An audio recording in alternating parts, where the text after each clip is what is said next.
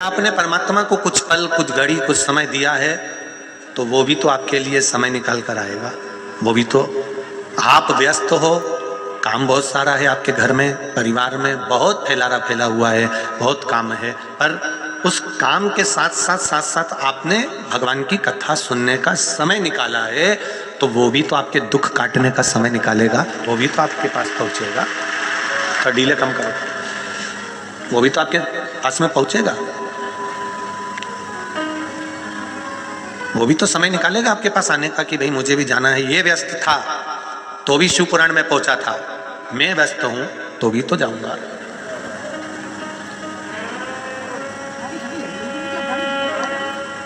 ये तेरी कृपा, तेरी उदारता, तेरी करुणा, तेरी वात्सल्यता, ये तेरे चरणों का सुख है जो हमको मिल रहा है।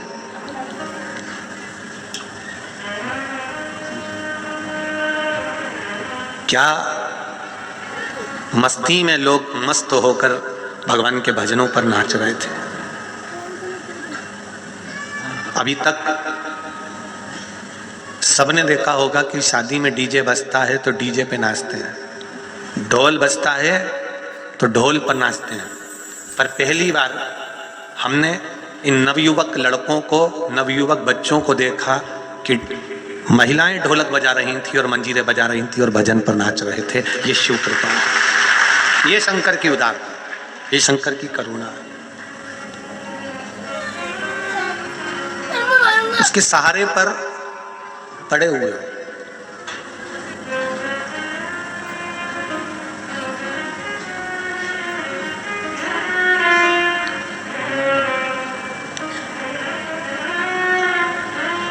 एक किसी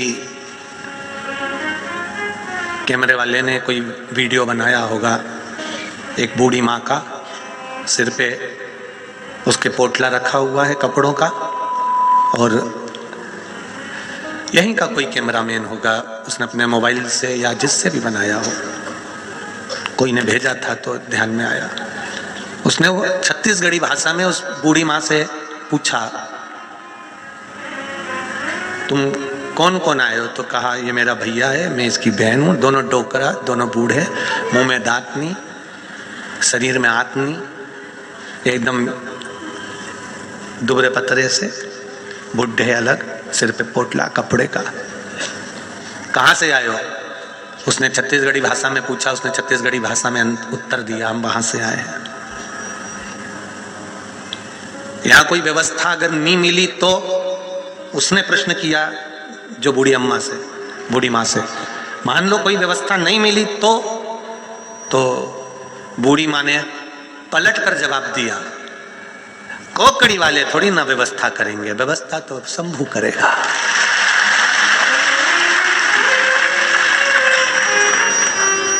जहां कथा होती है, अभी इस कथा के बाद में परभणी में कथा है 13 तारीख से 17 तारीख तक 5 दिन की।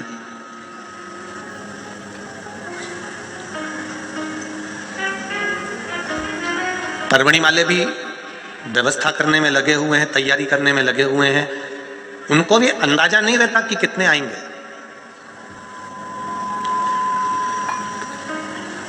हमने ये जानते हैं केसरवानी जी के साथ के जो मित्र लोग हैं और जायसवाल जी के जो साथी लोग हैं, कल हमने यहाँ के हलवाई को, वो यादव जी हैं, भोजन बना रहे हैं, हमने उनको कल कक्ष में बुलवाया था और हलवाई जी से हमने पूछा था कि कोकड़ी में तुम कितने लोगों का भोजन बनाने आए हो? कहा गुरु जी, छत्तीसगढ़ी भाषा में वो बोल रहे थे, गुरु जी ये बोले तो थे कि 10-1 हजार आदमी का बना देना, 5-10 हजार आदमी का बना देना। फिर अरे क्या, फिर सुबह हम आए थे 30, फिर मैं अपने गांव गया 70 और लेके आया बनाने वालों को। क्यों? पहले दिन ही जो 30 आई थी माताएं और भाई, वो तो चावल धोने में सुबह से लगे थे तो रात तक धोते ही रहे, निकल ही नहीं पाए। अब हमने कहा फिर अब भोजन कितने लोगों का बन रहा है? अब कुछ नहीं कह सकते गुरुजी, कभी 1.5 लाख, कभी 1.25 लाख, कभी 50,000, कभी 70,000, कभी 2.5 लाख, ऐसा भोजन का क्रम चलता रह रहा है। लोग आ रहे हैं, खा रहे हैं, जा रहे हैं। अब हमने पूछा, ये बताओ यादव जी कि जायसवाल जी यहाँ से चावल भेज रहे हैं, सब्जी भेज रहे हैं, सामान भेज रहे हैं उधर। अरे गुरुजी, क्या दान दाता आए, गाड़ी भर भर के टमाटर लिया है, गाड़ी भर भर के पत्ता गोभी लिया है, गाड़ी भर भर के वो भटा लिया है और सब रखा हुआ है। इतना कोई चावल ला रहा, कोई कुछ ला रहा, कोई कुछ ला रहा। गुरुदेव, वो भोलेनाथ भंडारा चलाता है और भोलेनाथ ही खाता है। कोई दूसरे की सामर्थ्यता नहीं है। शिव महापुराण में लाखों लाखों लोगों को भोजन कराने की भी सामर्थ्यता अगर किसी की है तो वो शंकर भगवान अपनी देवी अन्नपूर्णा को पहले भेज देते हैं कि तू जा, इतने भगत आएंगे, भूखे ना सो जाएं, खाली पेट ना रह जाएं, इनको भोजन कराने की जवाबदारी तेरी है। मेरा शिव आते हैं, मेरे शंकर आते हैं, मेरा भोलेनाथ आता है, उससे पहले मां अन्नपूर्णा को भेज देता है 2 दिन पहले कि तुम जाकर भोजन तैयार करो, कोई भूखा ना सो जाए। और ये मेरा विश्वास कहता है, शिव महापुराण की कथा करते करते ये मेरा भरोसा कहता है, ये मेरा विश्वास कहता है, जितना तो तुम शादी में जाओगे तुम्हारा स्वागत नहीं होगा। टाइम पर चाय, टाइम पर बिस्कुट, टाइम पर दूध, टाइम पर भोजन, टाइम पर नाश्ता, ऐसी व्यवस्था केवल एक ही जगह मिल सकती है और वो शिव महापुराण की कथा है। और यहाँ देखा नहीं जाता कि ये वीआईपी है तो इसको ज्यादा देंगे, ये कम वीआईपी है तो इसको ज्यादा कम देंगे, ऐसा नहीं है। शंकर के धाम में शिव महापुराण की कथा में जो आया है, बालोदा बाजार से भी माताएं दर्शन करने आ रही थी तो झोले में भर भर के बिस्कुट के पूड़े ला रही थी। मेरी बालोदा बाजार की जीजियों को मैं प्रणाम करता हूँ, आपके विश्वास को प्रणाम करता हूँ। आप बालोदा बाजार से आ रही हो तो झोले में बिस्कुट लेकर आ रही हो कि बच्चों को बांटते हुए जाएंगे। बच्चे लोग सो रहे होंगे, छोटे छोटे बच्चे आए होंगे, माताओं के साथ में कोई आया होगा, उनको दे देंगे। बुजुर्ग आएंगे, भूख लगेगी तो उनको दे देंगे। मैं धन्यवाद दूंगा बालोदा की एक बहन को, रोज रात्रि को आती थी और रोज रात्रि को आकर प्रतिदिन रात्रि को कहीं बिस्कुट, कहीं टॉफी, कहीं कोई सामग्री, कहीं पानी की छोटी छोटी बोतलें, कहीं पाउच, कुछ भी उसके हाथ में आता था वो देकर चली जाती थी। धन्य, हम पहचानते नहीं पर आपकी श्रद्धा को नमन करते हैं, आपके विश्वास को नमन करते हैं, आपके भरोसे को नमन करते हैं। कितनी व्यवस्था, कोई दूसरा नहीं कर सकता, ये शंकर के सिवाय कोई नहीं करेगा। कोकड़ी गांव के एक एक कार्यकर्ता, जायसवाल परिवार ने तो कथा कराई, परिवार तो लगा ही था पर साथ में उनकी मित्र मंडली और एक एक कार्यकर्ता भी तत्परता से कार्य करे। प्रशासन, यहाँ के विधायक महोदय, यहाँ की नगर पालिका, नगर निगम, पंचायत और यहाँ की पुलिस प्रशासन, वो collector sir, DSP, SP, TI, सबको मैं नमन करता हूँ। आपने बिल्कुल चाकाचौंध व्यवस्था करी, खूब संभाला, खूब संभाला।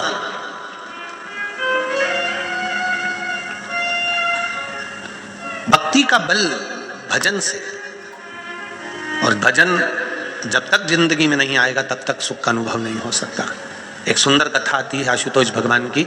एक प्राचीन समय में एक रत्नभद्र नाम के एक धर्मात्मा यक्ष हुए, जिनका नाम था रत्नभद्र। यक्ष लोक में रहते थे, यक्ष थे। अब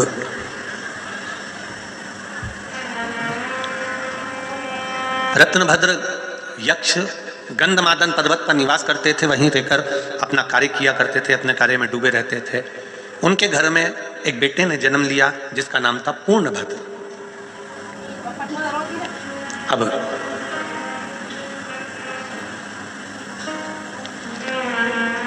पूर्णभद्र बड़े हो गए, उनका विवाह हो गया। कन्या कनक कुंडला से, उनकी धर्म पत्नी का नाम था कनक कुंडला। 16 वर्ष निकल गए, कनक कुंडला के गर्भ से संतान नहीं हुई। जिस नारी के गर्भ से संतान नहीं होती उसको बड़ा दुख होता है कि मुझे संतान क्यों नहीं है। एक प्रश्न सारी दुनिया में आकर खड़ा हो जाता है। अकल देने वाले, बुद्धि देने वाले कई लोग आपको मिलेंगे और कहते हैं जब नारी का गर्भ रहे तो शंकर जी के मंदिर मत जाओ, शिव जी का स्पर्श मत करो, शंकर पे जल मत चढ़ाओ, शंकर पे बेलपत्र मत चढ़ाओ। कि अकल देने वाले आपको बहुत मिलेंगे। जो तुमसे कहे कि गर्भवती नारी को, संतान जिसके गर्भ में हो, ऐसी गर्भवती नारी को मंदिर नहीं जाना चाहिए, या शिव जी का स्पर्श नहीं करना चाहिए, या जल नहीं चढ़ाना चाहिए, या शंकर मंदिर नहीं जाना चाहिए, कोई अगर तुमसे कहे कि शिव मंदिर में गर्भवती नारी को नहीं जाना चाहिए, स्पर्श नहीं करना चाहिए, जल नहीं चढ़ाना चाहिए, तो उससे एक बार पूछना कि कौन सी पुराण में लिखा, उस पुराण को लाके बता एक बार, हम पढ़े, हमारे भी तो इस मन में आए कि कहाँ लिखा हुआ है कि गर्भवती नारी को मंदिर नहीं जाना चाहिए, गर्भवती नारी को भगवान शंकर के मंदिर नहीं पहुंचना चाहिए, गर्भवती नारी को शंकर भगवान पे जल नहीं चढ़ाना चाहिए, गर्भवती नारी को बेलपत्र नहीं चढ़ाना चाहिए। कहां लिखा है, कहां वर्णन करा है? कितना सुंदर कहा है, गर्भ में संतान हो तो भजन करो, गर्भ में संतान हो तो रामायण, गीता, हमारे वेद, हमारे शास्त्र, हमारे पुराणों को पढ़ो। इतना भी नहीं कर सकते तो रोज प्रतिदिन भगवान के मंदिर में जाकर एक लोटा जल चढ़ाओ, भगवान का दर्शन करो, उनका पूजन करो, उनका स्मरण करो। क्यों कहते हैं, किस लिए कहते हैं?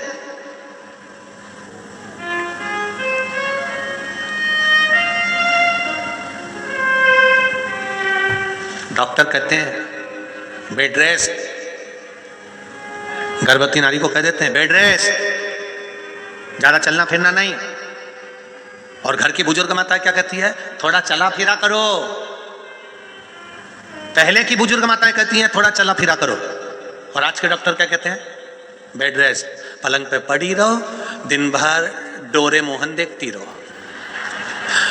तो औलाद भी ऐसी पैदा हुई डोरे मोहन जैसी।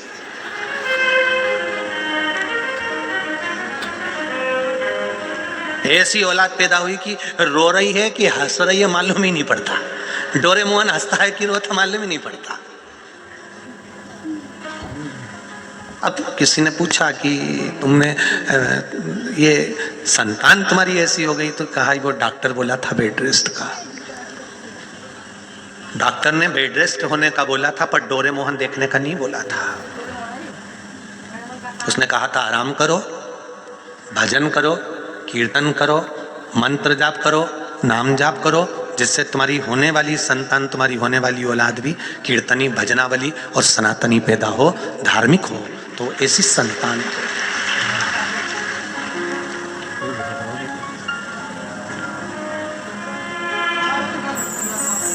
भजन का बल बढ़ाइए, भजन का बल जाना।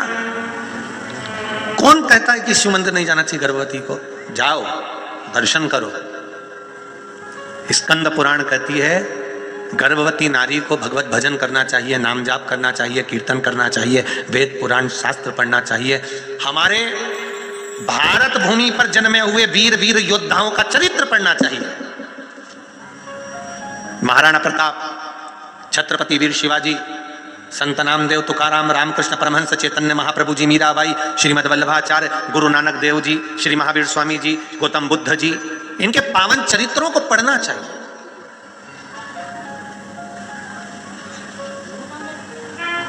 पढ़ो इनको, और नहीं पढ़ सकते तो कहीं कथा सुन लो, वो भी नहीं कर सकते तो शिव मंदिर में एक लोटा जल चढ़ाओ। क्या होगा उससे? उससे फल क्या मिलेगा?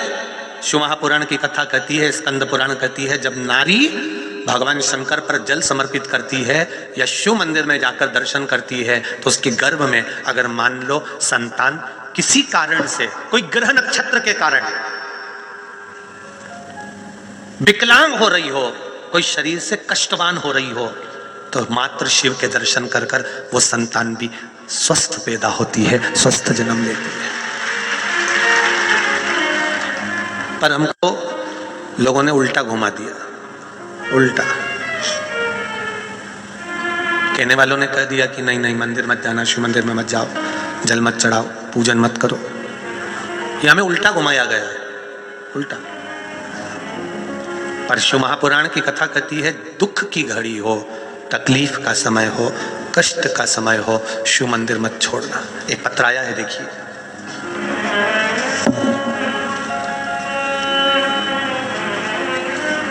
जिसने पत्र बनाया है उसने सीनरी भी बड़ी सुंदर बनाई है, बहुत बहुत साधुवाद आपको। एक किसान भाई को दर्शाया है छत्तीसगढ़ के, बहुत बहुत साधुवाद। पत्र लिखा है, मैं विद्या ठाकुर, गोड़ियारी, रायपुर रामनगर से हूँ, मेरा मोबाइल नंबर ये है, कहीं बैठे हो तो हाथ हिलाइएगा, जहाँ कहीं भी बैठे हो। मैं विद्या ठाकुर, मेरा बेटा 15 साल का है, जिसके पेट में अचानक दर्द हुआ। फिर हम उसको अंशु डायग्नोस्टिक सेंटर लेकर गए। वहाँ 15/10/2022 को सोनोग्राफी के लिए लेकर गए। तब हमें पता लगा कि हमारे बेटे के दोनों किडनी, दाईं और बाईं, जिसमें एक किडनी बहुत छोटी पड़ गई है और दूसरी किडनी ने काम करना बंद कर दिया है। मैं और मेरे पति हम रायपुर में हुए शिव महापुराण की कथा को सुनने रोज आया करते थे, क्योंकि बेटे की दोनों किडनी खराब हो चुकी थी। एक किडनी छोटी हो गई, एक किडनी ने काम करना बंद कर दिया। हम रायपुर में जब कथा हुई तो हम कथा सुनने रोज आया करते थे। कथा से प्रेरित होकर हम कभी शिव मंदिर तो नहीं गए, पर कथा सुनने के बाद में रायपुर गुड़ियारी में जब कथा सुनी तब हमने शंकर जी के मंदिर जाना प्रारंभ किया। 15 दिनों के अंदर हमने आपके कहने अनुसार शिव जी को जल चढ़ाया, बेलपत्री लाए, अपने बच्चे को देना चालू करी, जिसकी उम्र 15 साल की है। डॉक्टरों ने तो हाथ टेक दिए थे कि किडनी बदलना पड़ेगी, किडनी खराब हो चुकी है, दोनों ही किडनी गड़बड़ हो गई हैं। तब हमने शिव जी पे छोड़ दिया। और पंडाल में आप कहते हो ना कि कथा सुनने वाले का भगवान भोलेनाथ सुनता है, हमने भी यही विश्वास से कथा सुनी। और 15 दिन हुए जल चढ़ाते हुए, बेलपत्र लाकर बेटे को खिलाते हुए। बेटे को भी हम मंदिर भेजने लगे, उससे भी पूजन पाठ कराने लगे। बाबा की कृपा से वो भी शिव जी की आराधना करने लगा। और दूसरी बार जब जांच हुई तो बाबा की कृपा से अब उसकी किडनी काम करना प्रारंभ कर दी। ये शिव तत्व है, ये शंकर योग है। जहां विश्वास है वहां शिव है, जहां विश्वास है वहां उघड़ी है।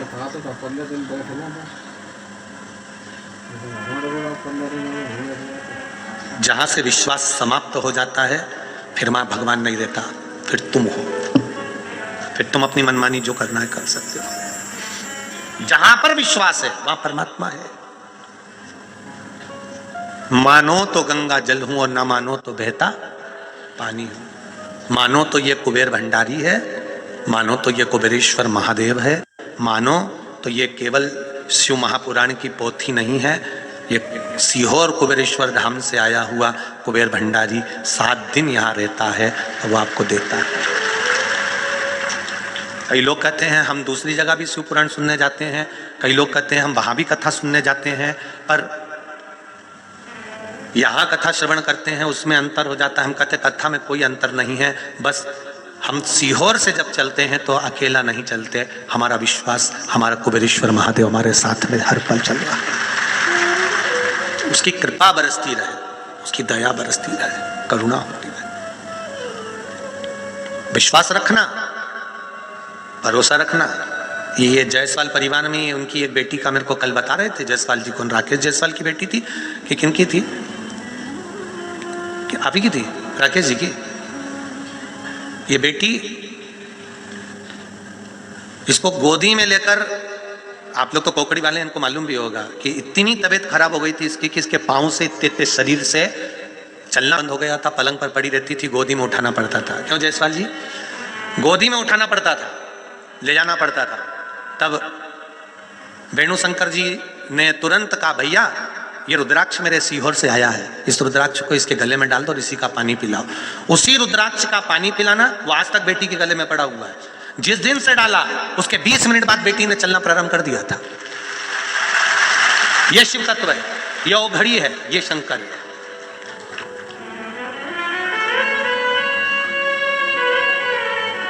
लोग कहते हैं गुरुजी रुद्राक्ष तो 5 रुपए का मिल जाता है, 10 रुपए का मिल जाता है, 20 रुपए का मिल जाता है, 50 रुपए का मिल जाता है, 100 रुपए का मिल जाता है, 500 रुपए का मिल जाता होगा। वो मिल जाता होगा, हम उस रुद्राक्ष की बात नहीं कर रहे। मेरे बाबा ने जो अपने आंसुओं से रुद्राक्ष दिया है उसकी कीमत मेरे बाबा ने कभी नहीं ली। और मेरे बाबा ने जो रुद्राक्ष दिया वो साधारण नहीं दिया, वो आनंद देने वाला दिया। हम कहीं के रुद्राक्ष हों सबको नमन करते हैं, पर कुबेरेश्वर धाम की धरा पर, जमीन पर पहुंचकर वहां के कंकर शंकर का स्पर्श कर कर जो रुद्राक्ष तुमने लिया है वो तुम्हारे पास में कोहिनूर हीरे से कम नहीं है, वो तुम्हारे दुख को मिटाने के लिए कोई कम ना है। रुद्राक्ष कोई साधारण नहीं है।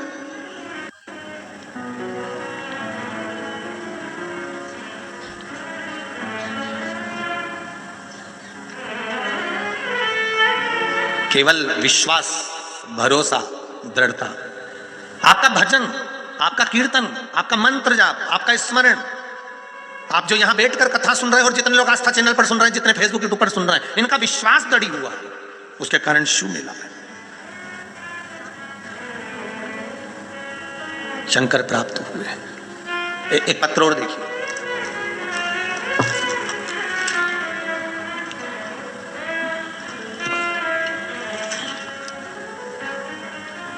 गुरुदेव, मैं पूनम कौर छाबड़ा, भिलाई खुर्सी पार है, खुर्सी पार छत्तीसगढ़ से हूँ। कहीं बैठी हो तो हाथ हिलाइएगा, जहाँ कहीं भी बैठी हो अपना हाथ हिलाइएगा। मैं इधर है क्या? पूनम कौर छाबड़ा, भिलाई खुर्सी पार छत्तीसगढ़ से हूँ। एक लाइन आपने लिखी है, खाली न जाता कोई दर से तुम्हारे, आप भी बोलिए, खाली न जाता कोई दर से तुम्हारे, मैं भी खड़ी हूँ नन्ही बाहें पसारे, मैं भी खड़ी हूँ नन्ही बाहें पसारे, अपने हृदय से लगा लो, गिरा जा रहा हूँ, उठा लो, प्रभु अपने दर से अब तो न टालो, गिरा जा रहा हूँ, उठा लो। पत्र में लिखा है, गुरुदेव, एक लोटे जल का क्या महत्व है, मैं क्या वर्णन करूं। मेरी बेटी जो कि 16 साल की है, वह जब 3 साल की थी तो उसकी आंखों में अचानक एक बीमारी हो गई, जिससे उसके आंखों में एक बूंद आंसू नहीं आता था। गुरुदेव, मेरी बेटी सूरज की रोशनी, लाइट की रोशनी सहन नहीं कर सकती थी, क्योंकि उसकी आंख का पानी सूख चुका था, नलियां सिकुड़ चुकी थी, आंखों से दिखना बंद हो गया था। धीरे धीरे उसकी आंख की रोशनी चली गई, उसके इलाज चलता रहा, पूरा भिलाई, रायपुर, छत्तीसगढ़ का एक एक हॉस्पिटल दिखाया, फिर चेन्नई भी ले गए, आंख की रोशनी नहीं आई। गुरुदेव, बाद में मालूम पड़ा कि हैदराबाद में कहीं आंखों का इलाज होता है, तो हम हैदराबाद लेकर गए, अमृतसर के हॉस्पिटल में भी उसको लेकर गए, परंतु उसको सफलता नहीं मिली। गुरुदेव, 3 वर्ष की आयु से उसकी आंखें जाती रही, 16 साल की हो गई, आंखें पूरी तरह से चली गई, आंख से आंसू नहीं निकलता, दिखना बंद हो गया, परेशानियां बढ़ गईं। तब आपने कथा कह रहे थे और किसी ने उस कथा की लिंक हमको भेज दी, हमने उस कथा को सुना। उसी दिन कथा में आपने कहा था टी पर जल चढ़ाना है, शहद चढ़ाना है और उसका प्रयोग करना है। वो प्रयोग आपने जो बताया था, उस प्रयोग को हमने शिवरात्रि के रात के 12 बजे किया और उस शहद को लगाना प्रारंभ किया। बाबा की कृपा से, शिव की कृपा से बाबा को पीला चंदन लगाते, शहद चढ़ाते, पीपल के पत्ते वाला प्रयोग करते, 3-4 प्रयोग करे। आज बाबा की कृपा से उसकी आंखें बाबा ने वापिस कर दी। गुरुदेव, हम बाबा को नमन करने के लिए आए। श्री शिवाय नमस्तुभ्यम। गुरुदेव, ये सब होते होते बाबा ने आंखें तो दे दी गुरुदेव, पर 16 वर्ष की आयु के बाद में उसके दोनों ब्रेस्ट में 2 गांठ हो गई। गुरुदेव, उसके दोनों ब्रेस्ट में गांठ हो गई। 2 गांठ जब उसके ब्रेस्ट में हो गई, डॉक्टर को दिखाया तो उन्होंने कहा इसका ऑपरेशन करना पड़ेगा। गुरुदेव, 16 साल की बेटी, उसका ऑपरेशन कैसे करा दें? बड़ी आंख में आंसू भरे हुए थे, वो भी रो रही थी, कर रही थी, आंख आ गई और शरीर बेकार हो गया। माँ, उसने खुद शिव जी के मंदिर जाना प्रारंभ करा, 1 लोटा जल चढ़ाना प्रारंभ करा, मंदिर के दरवाजे पे ही बैठी रहती और बेलपत्र लेकर खा लेती। जो दर्शन करने के लिए मंदिर में आता, उसके चरणों को प्रणाम कर लेती। मेरी बेटी सबको धोख लगाती, श्री शिवाय नमस्तुभ्यम कहती। बेलपत्र खाते खाते 1 महीना बीत गया। तब उसने फिर पुनः जांच करवाई, डॉक्टर ने कह दिया दोनों गांठ गल चुकी है, एक भी गांठ नहीं है शरीर। ये शिव तत्व है, ये शंकर, ये औघड़ी है। उसकी कृपा, उसकी करुणा, उसकी उदारता मूल है। विश्वास दृढ़ है।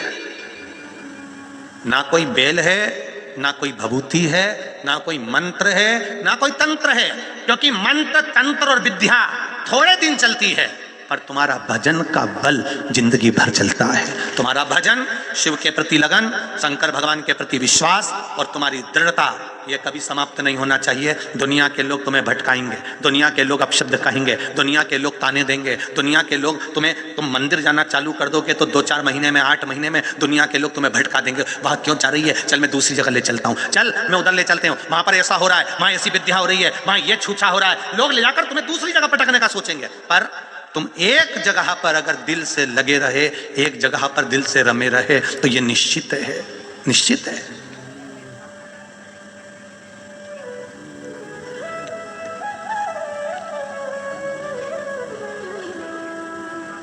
जो चतुर होता है ना, एक कुएं में से पानी निकालना है, कुआं बहुत गहरा है, उस कुएं में से पानी निकालना है।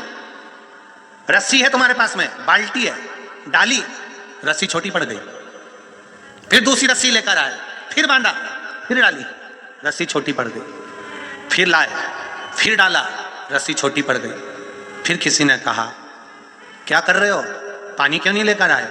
अरे भैया, 4 बार रस्सी बदल कर देख लिया, पर वो पानी की रस्सी छोटी पड़ जाती है।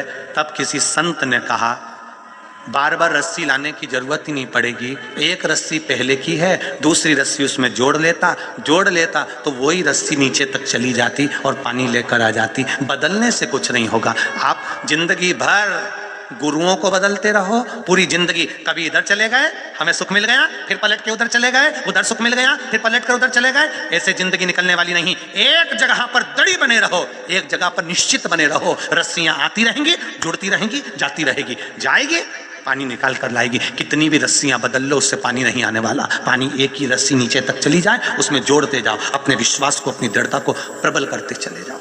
विश्वास प्रबल करिए, दृढ़ करिए।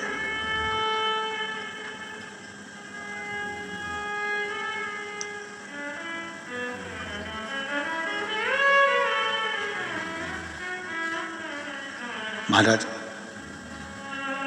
जब विश्वास दृढ़ होता चले जाएगा, परमात्मा को मिलने में फिर देरी नहीं होगी।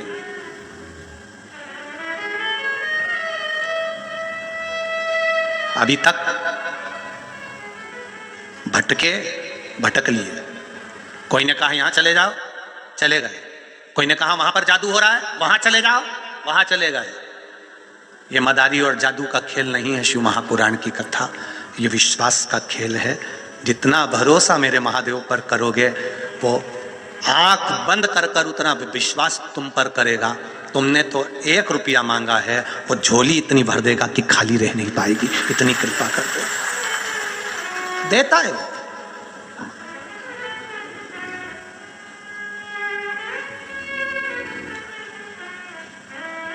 देवता देते हैं पल्ला झाड़ के, और महादेव देता है छप्पर फाड़ के। वो देव अधिदेव महादेव है, वो पल्ला झाड़ के नहीं देता कि तेरे भाग्य में कितना लिखा है, वो तो दे देता है, फिर भूल जाता है कि मैंने इसको दिया। आपको मालूम नहीं पड़ता कि आपकी जिंदगी के कितने दुख ऐसे हैं जो केवल जल चढ़ाने से समाप्त होते गए, तुम्हें मालूम नहीं पड़ने दिया भगवान ने।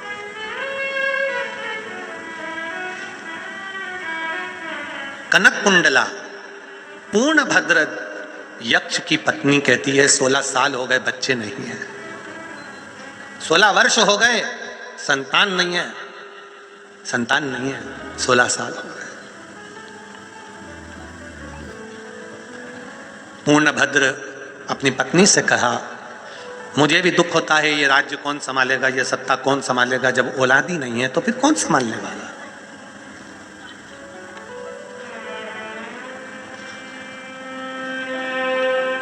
बनाओ। जो बच्चा संस्कारित है, जो बच्चा तुम्हारे कहने पर चल रहा हो, जो बच्चा तुम्हारे अनुकूल रह रहा हो, उसके लिए घर भी बनाओ, उसके लिए गाड़ी भी बनाओ, उसके लिए बंगला भी बनाओ, मना नहीं है। पर तुम कह रहे हो ऐसा कर ले और वो मुंह चला रहा है, अभी कुंवारा है, शादी नहीं हुई, तो इतना मुंह चला रहा है कि पिता उसके सामने बोल नहीं सकता, और तुम जोड़े जा रहे। हमने भी देखा है रे भैया, और छत्तीसगढ़ वालों तुमने भी देखा होगा, गाय को बांधने के लिए लोग घर बनाते हैं। बोलो बनाते कि नहीं बनाते? कुत्ते को रखने के लिए लोग घर बनाते हैं। बोलो रे भाई। तोते को, मिट्ठू को, कबूतर को रखने के लिए लोग घर बनाते हैं। हिरण को रखने के लिए भी घर बनाते हैं। शेर को रखने के लिए भी घर बनाते हैं। जब वो बना करते थे ना, वो क्या बोलते, सर्कस, उसमें भी शेर का घर होता था। हाथी को रखने के लिए भी लोग घर बनाते हैं। सुअर, उसको भी रखने के लिए लोग घर बनाते हैं। जो सुअर पालते हैं वो ऐसा एरिया बना देते हैं कि इतनी जगह में रहेगा, इतनी जगह। मछली को रखने के लिए भी लोग घर बनाते हैं। केवल एक ऐसा है जिसके लिए लोग घर नहीं बनाते, वो गधा है। कौन? चमके बोलो। गधा। गधे के लिए कभी कोई घर नहीं बनाता। तुम भी घर बनाना हाथी के लिए, शेर के लिए। तुम्हारी औलाद हाथी जैसी, शेर जैसी हो, तुमको लेकर चले, तुम्हारा सम्मान करे, तुम्हारा आदर करे, तुम्हारी बात कभी ना काटे। पिता ने कह दिया ऐसा तो औलाद कह दे ठीक है पापा, मैं वैसा ही करूंगा। तो तुम घर बनाओ, वरना गधे के लिए। समझ गए क्या? बोलो बोलो, जम के बोलो जरा, समझ गए? फिर गधे के लिए घर मत बनाना जो मुंह चला रहा है, झूठ बोल रहा है, प्रपंच कर रहा है, छल कर रहा है, बेईमानी कर रहा है, अपशब्द बोल रहा है, पिता को मारने के लिए अपशब्द कर कर, गुस्सा कर कर तोड़ रहा है। किसके लिए बना रहे हो? जब पत्नी और पुत्र दोनों ही तुम्हारे विपरीत में चले तो कुछ मत करना, शिव पुराण में जाना चालू कर देना। कौन कौन? पत्नी और पुत्र। पत्नी से कहा, पलट कर जवाब दे रही है, अपशब्द कह रही है, ताने दे रही है, गालियां दे रही है, कोस रही है, बार बार कोस रही है। पुत्र भी यही कर रहा है, तो फिर बुढ़ापा कौन सा अच्छा निकलने वाला है? पहले से अपने जीवन को संस्कारित बनाने का प्रयास करो। अपने बच्चों को एक लोटा जल का, लोटा भी आया, लोटा,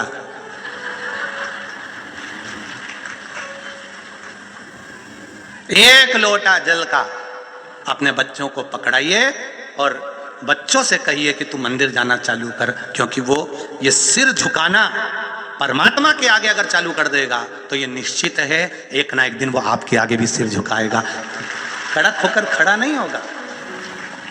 बहुत जरूरी हो गया है संस्कार नवयुवक बच्चों को। आज के नाटक फिल्मों को देखकर और ये नाटकों को देखकर, इन सीरियलों को देखकर लोग इतने बिगड़ रहे हैं, इतने बिगड़ रहे हैं कि घर के माँ बाप 24 घंटा रोते हैं बच्चों के लिए। 24 घंटा। आप धन तो कमा रहे हो, दुकान पर भी जा रहे हो, पैसा भी खूब कमा रहे हो, गाड़ी भी ला रहे हो, मकान भी बना रहे हो, जमीन जायदाद, सोना चांदी, हीरा पन्ना, मोबाइल, सेवफल कटा हुआ, एप्पल का, सब है तुम्हारे पास में, पर मीठी वाणी ना तो घर में मिल पा रही है, ना प्रेम के शब्द मिल पा रहे हैं।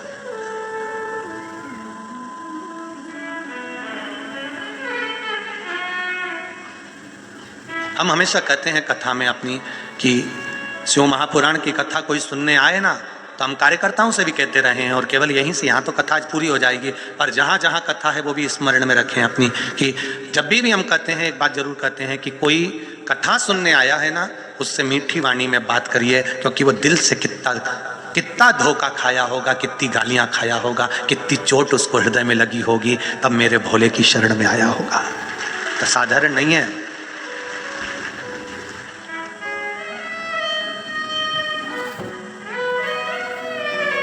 दुनिया के सताए लोग यहाँ सीने से लगाए जाते हैं, दरबार में भोले बाबा के दुख दर्द मिटाए जाते हैं।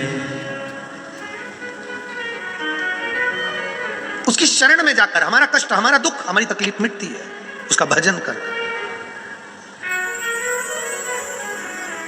शिव कथा कह रही है। कनक कुंडला ने कहा, तुम रो क्यों रहे हो? मेरा राज्य कौन संभालेगा, सत्ता कौन संभालेगा, घर में औलाद नहीं, संतान नहीं।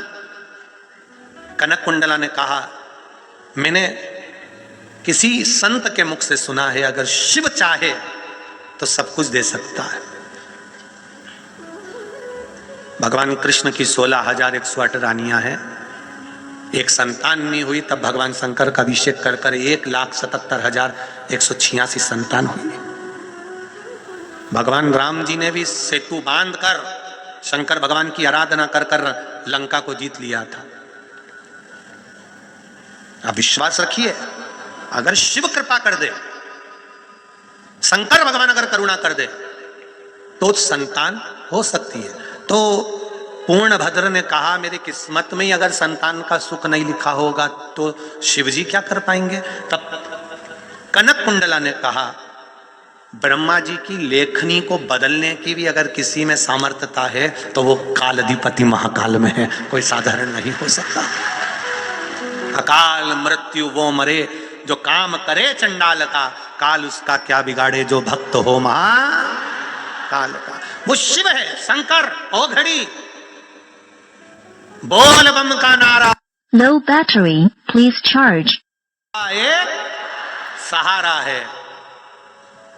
ये साधारण नहीं हो सकता। का एक शिवलिंग है, उसके सामने यक्ष हैं, राजा हैं, साम्राज्य है इनके पास में, तो भी एक शिव के ओटले पर बैठकर, ओटला जानते हो ना, जहां पर मंदिर नहीं बना, केवल एक ऐसा जैसे व्यासपीठ है ऐसा एक ओटला बना है और बीच में शिवलिंग रखा हुआ है, शंकर भगवान विराज है।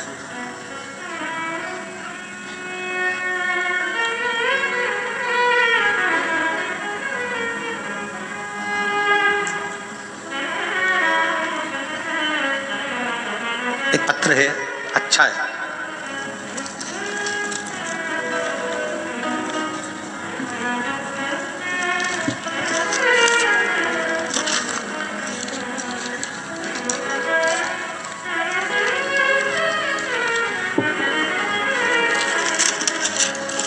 शंभु शरणे पड़ी मानो घड़ी रे घड़ी, दुख काटो दया करी दर्शन आपको। मैं पिंकी गंधर्व, जिला मुंगेली, तहसील ग्राम मन की, छत्तीसगढ़ से हूं। कहीं बैठी हो तो हाथ हिला सकती हैं, जहां कहीं भी बैठी हो। पिंकी जी गंधर्व। गुरुजी, मेरे गांव में एक भी शिव जी का मंदिर नहीं है, बस एक ओटला है, उस ओटले पर शंकर भगवान का शिवलिंग रखा हुआ है, शंकर जी हैं, पर वहां पर नंदी नहीं है। 90 साल पुराना बस वही ओटला है जिसका मैं फोटो भेज रही हूं। आप जो टीवी पर देख रहे हैं वो देख लेना, बाकी के लोग, तुम लोगों को इतनी दूर से दिखता है क्या है? थोड़ा बहुत तो समझ में आता होगा ना, ठीक है, देख लो।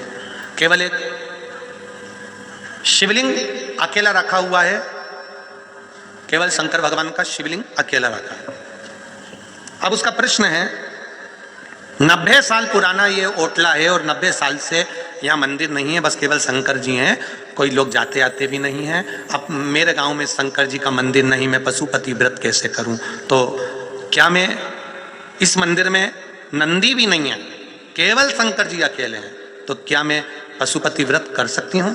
तो शिव महापुराण की कथा के अनुसार नंदी नहीं भी है, शंकर तो है। शंकर अकेला कभी नहीं रहता, जहां शिव है भले नंदी ना दिखे तो भी नंदी उस जगह पर मौजूद रहता है।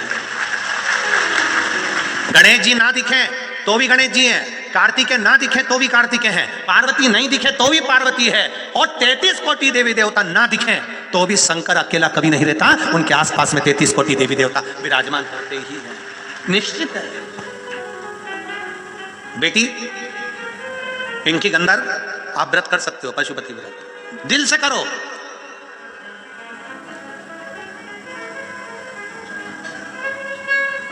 अकेला बैठा है ना, बहुत शांति से है। तू भी पहुंच जा, दिल से व्रत करना। 90 साल की पुरानी मूर्ति है, 90 साल बाद अगर तू पानी चढ़ाएगी तो वो भी 90 साल का पुण्य तेरे खाते में दे देगा। क्यों चिंता करती है? जा उसकी शरण में। एकांत के जितने मंदिर है सब चालू होना चाहिए। हर मंदिर में शिव के भक्त जाना चाहिए, शंकर के उपासक जाना चाहिए। आप लोगों की तो आदत नहीं, हमारी तो थोड़ी सी आदत बड़ी बुरी है। हम लोग जब जाते हैं, वैसे तो ट्रेन से सफ़र करते हैं, और ट्रेन से या कभी योग बन जाता है गाड़ियों से भी जाते रहते हैं। तो गाड़ियों से जाते हैं तो कहीं एकांत में कोई होटला वोटला दिख जाता है शंकर जी का, और निगाह पड़ गई बाबा पर कि बाबा बैठे हैं, तो हम मन में सोच भी लेते हैं, वाह वाह प्रभु क्या बात है, क्या शान से बैठे हो।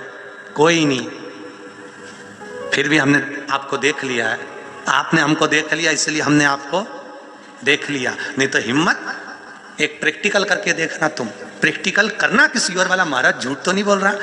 तुम कहीं जाते जाते तुम्हारा ध्यान कहीं पर भी रखना। कोई व्यक्ति अगर तुमको देख रहा होगा ना, तुम यहीं प्रैक्टिकल कर लेना। कोई व्यक्ति अगर तुमको देख रहा है, बहुत देर तक देख रहा है, बहुत देर तक देख रहा है, बहुत देर तक देख रहा है, बहुत देर तक देख रहा है, तुम उसको नहीं देख रहे हो, वो बहुत देर तक देख रहा है, बहुत देर तक देख रहा है, तो एक ना एक बार, एक क्षण के लिए तुम्हारी निगाह उस पर चली ही जाएगी। ये निश्चित है, जाएगी। प्रैक्टिकल करना, कहीं सियोर वाला हमारा झूठ तो नहीं बोल रहा। एक बफेट पार्टी में जाना, शादी की पार्टी में, रिसेप्शन में जाओ, तुम अपना खाना खाओ, तुम अपने खाने में लगी रहो। जो तुमको देख रहा, बहुत देर से देख रहा, बहुत देर से देख रहा, बहुत देर से देख रहा, बहुत देर से देख रहा, निगाह एक ना एक बार, भले पल्लू लेते समय, छोरा को संभालते समय, छोरी को संभालते समय, मोबाइल उठाते समय, पर निगाह उस पर चली ही जाएगी। ऐसा ही होता है जब हम सफर से जा रहे होते हैं, कहीं किसी मंदिर में, किसी ओटले पर हमारी दृष्टि चली जाए, तो समझ लेना वहां बैठा हुआ महादेव तुम पर दृष्टि बहुत देर से लगाकर बैठा था, इसलिए तुम्हारी दृष्टि वहां चली गई। तुमने मंदिर का दर्शन नहीं करा है, तुमने मंदिर को प्रणाम नहीं करा है, तुमने मंदिर को नहीं देखा है, उस मंदिर में बैठने वाले ने तुमको देख लिया, उसने तुम्हें पहचान लिया कि मेरा आ रहा है, मेरा अपना आ रहा है।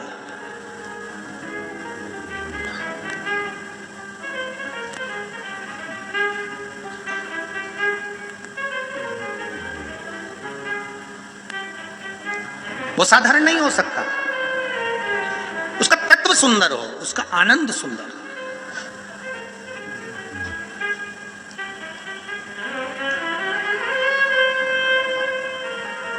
महाराज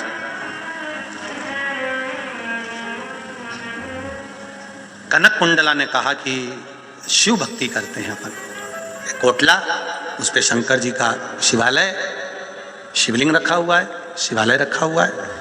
कनक कुंडला और पूर्णभद्र दोनों चले गए और दोनों ने भगवान की भक्ति करना प्रारंभ करा।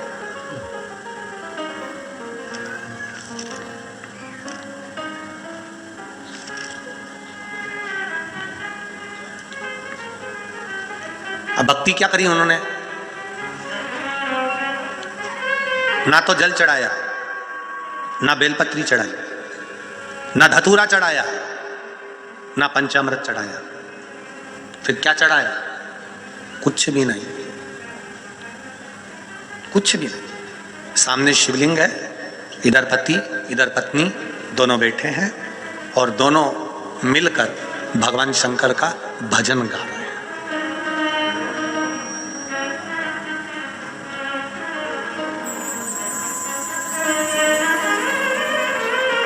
दोनों मिलकर भजन गा रहे हैं।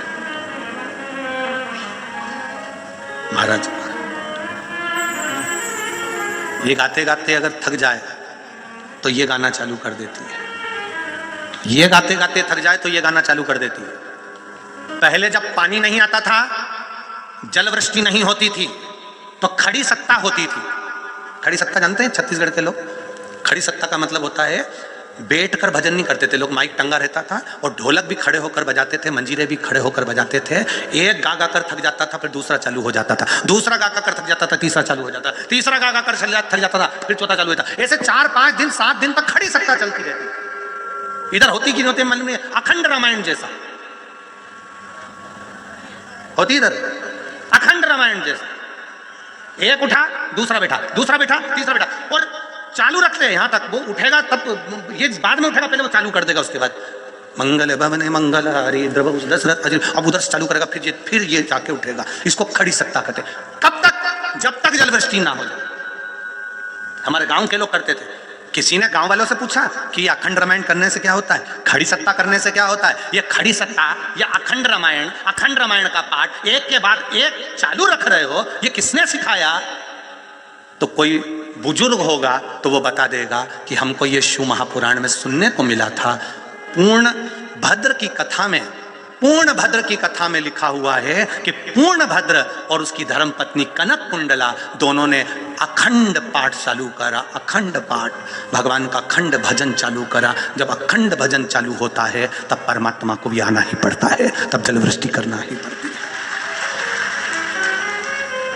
ये लोग जो पुराने लोग जो नियम बनाए हैं खड़ी सत्ता का, अखंड रामायण, ये नियम कोई हंसी का नियम नहीं है कि फालतू के नियम, ये पूर्ण के नियम, पूर्व के नियम बने हुए हैं जो हमारे पूर्व के संतों ने, साधुओं ने, सन्यासियों ने, तपस्वियों ने, साधकों ने बनाए हैं। उस खड़ी सत्ता का आप दर्शन नहीं कर सकते तो एक बार शिव महापुराण में जाना। शिव महापुराण में रात्रि में 8 बजे 9 बजे जो भजन चालू होते हैं, एक मंडल गाते गाते थक जाए, दूसरा चालू हो जाता, दूसरा गाते गाते थक जाए, तीसरा चालू हो जाता, तीसरा थक जाए, चौथा चालू हो जाता, रात भर भगवान का भजन करते हैं। तब तो मेरा भोले बाबा यहाँ आने वालों की झोलियां भरकर भेज देता है। उनके भजन का बल बड़ा है, उनके कीर्तन का बल बड़ा है, उनके स्मरण का बल बड़ा है, उनकी भक्ति का बल बड़ा। अब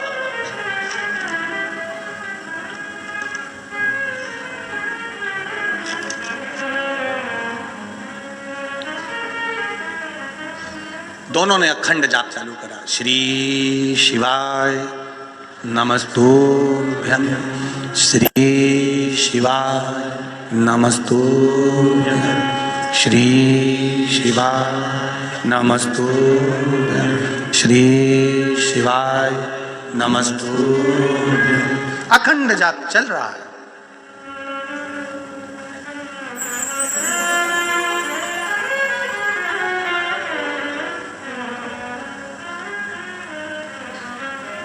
नींबू का अचार, केरी का अचार, आम का, आंवले का अचार, मिर्ची का अचार, गोंदा का अचार, और क्या होता है जिसका तुम डाल लो? आंवला का बोल दिया। कटहल का अचार, गाजर का अचार है, हाँ तुम डालते हो कि वो डालती? कितने आइडिया से बोले जा रहे राम जी भगवान। अब इतने अचार के नाम लिए हैं, इसमें से कौन सा अचार है जो सड़ता नहीं है? केवल नींबू का अचार।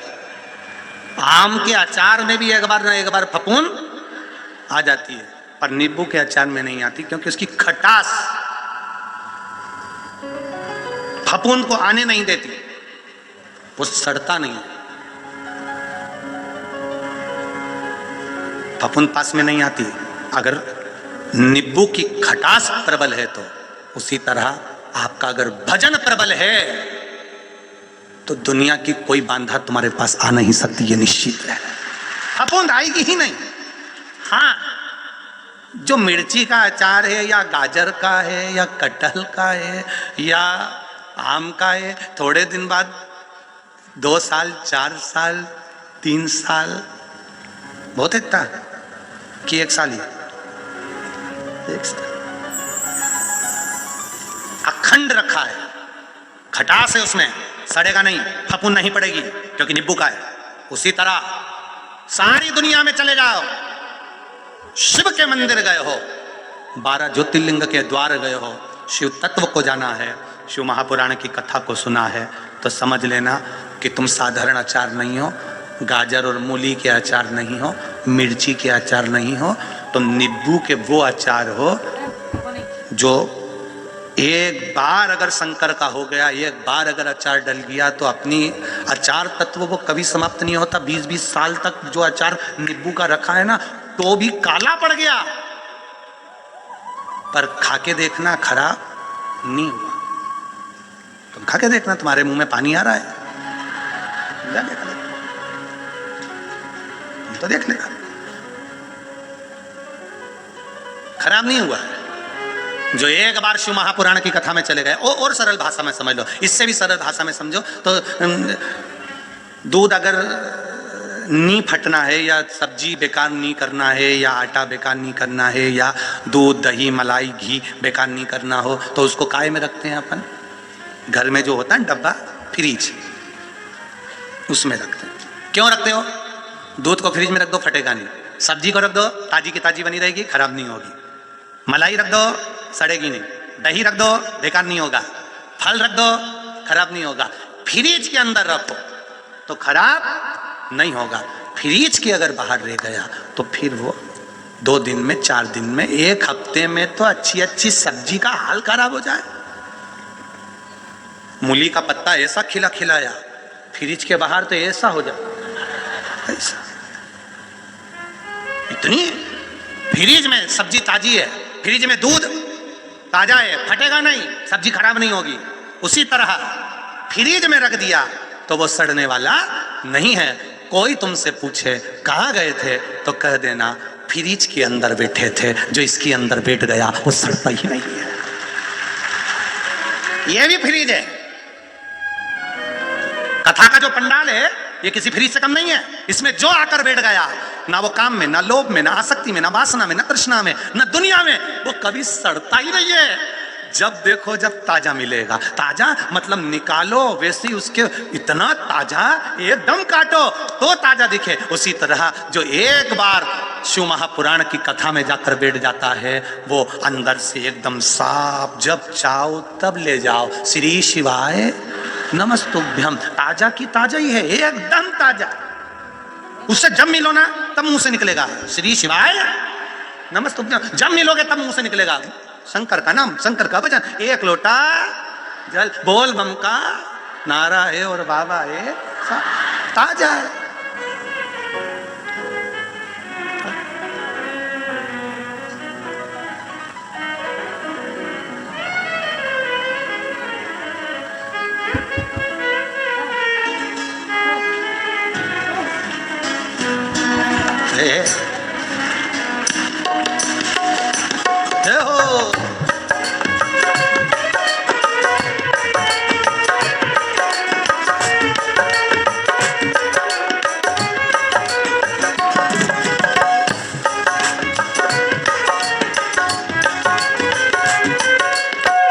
भोले की शरण में आजा, शिव जी शरण में आजा। भोले की शरण में एक बार आजा, आजा। भोले की शरण में एक बार आजा, आजा। भोले की शरण में, भोले की शरण में आ जाओ,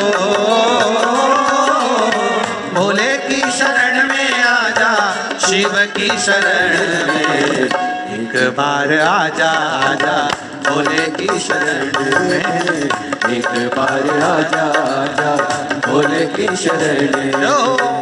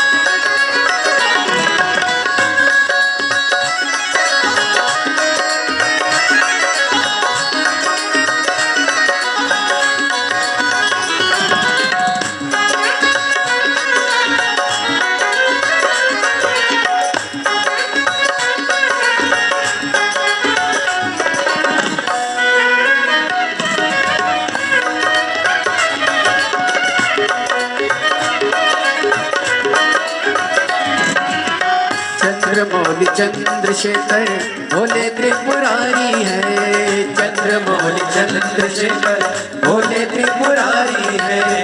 गले मुंडमाल राजे कल्प त्रिशूलधारी है, गले मुंडमाल राजे कल्प त्रिशूलधारी है। नंदी पे सवार ऐसे नंदी पे सवार ऐसे भोले की शरण में, एक बार आजा आजा भोले की शरण में, एक बार आजा आजा भोले की शरण में, भोले की शरण में आ जाओ, भोले की शरण में आ जा, शंभू की शरण में एक बार आजा आजा भोले की शरण में, एक बार आजा आजा भोले की शरण में।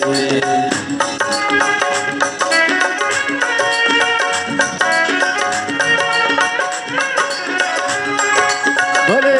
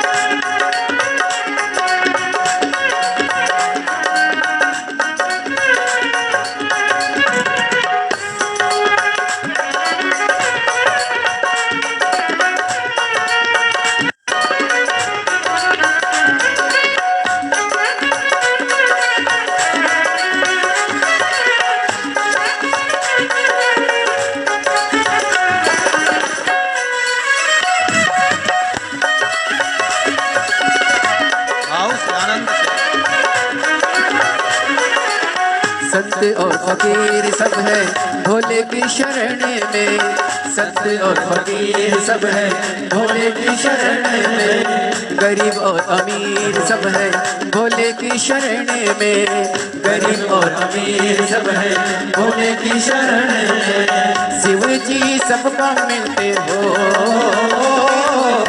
शिव जी सबको मिलते ध्यान शरण में, एक बार आजा आजा भोले की शरण में, एक बार आजा आजा भोले की शरण में, भोले की शरण में आ जाओ, भोले की शरण में आ जा, शिव की शरण में एक बार आजा आजा, भोले की शरण में एक बार आजा आजा भोले की शरण में। ओहो।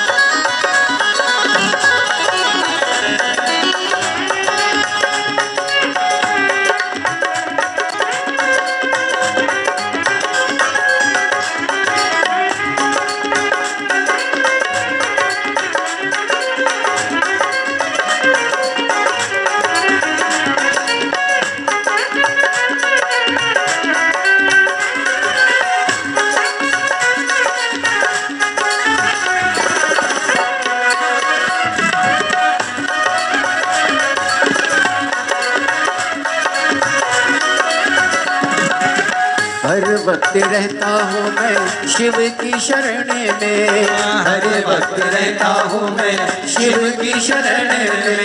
दुखड़ा सुनाता हूँ मैं शिव की शरण में, दुखड़ा सुनाता हूँ मैं शिव की शरण में। दुख दूर होते हैं दुख दूर होते हैं शिव की शरण में। एक बार आजा आजा भोले की शरण में, एक बार आजा आजा भोले की शरण में। ओ शिव की शरण में आ जाओ, शिव की शरण में आ जा, भोले की शरण में। एक बार आजा भोले की शरण में, एक बार आजा आजा भोले की शरण में। ओहो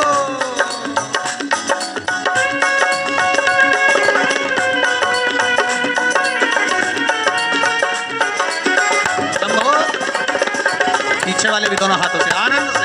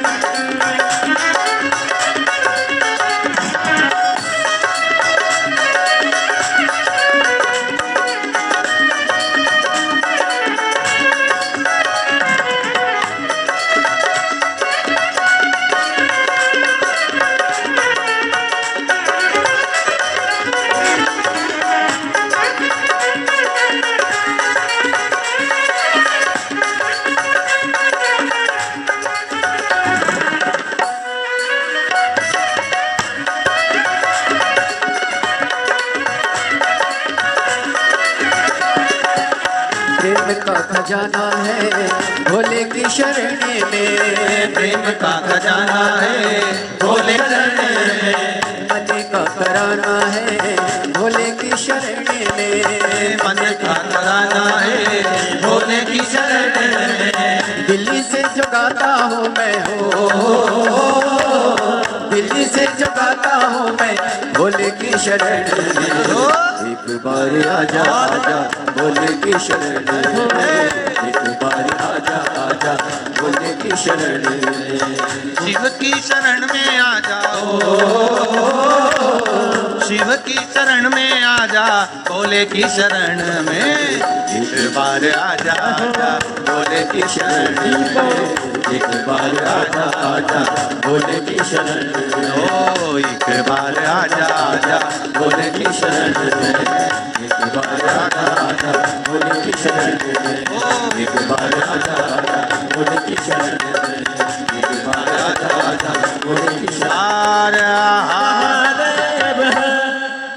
अपने स्थान पर बैठकर भगवान शिव के मूल मंत्र का स्मरण करें। भाव से अपनी जगह पर बैठकर भगवान शिव के शिव महापुराण के मूल मंत्र का स्मरण करते हुए भगवान शिव से अपने दिल की बात, अपने हृदय की बात, अपने मन की बात करें, अपने भाव की बात करें।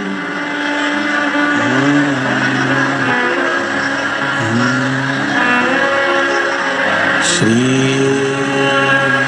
शिवाय नमस्तुभ्यं, श्री शिवाय नमस्तुभ्यं, श्री शिवाय नमस्तुभ्यं, श्री शिवाय नमस्तुभ्यं, श्री शिवाय नमस्तुभ्यं। भोला सब दुख काटो मारा, ओ भोला सब दुख काटो मारा। शिव शंकर जपूं तेरी माला, भोले बाबा जपूं तेरी माला, भोला सब दुख काटो मारा, ओ भोला सब दुख काटो मारा। वैसे है मंगल मंगलकारी, वैसे है मंगल मंगलकारी, शमशान वासी हमारा, शमशान वासी हमारा, भोला सब दुख काटो मारा, ओ भोला सब दुख काटो मारा। भगवान शिव की कथा कह रहे, शिव तत्व कह रहा, भगवान शंकर की करुणा कह रहे।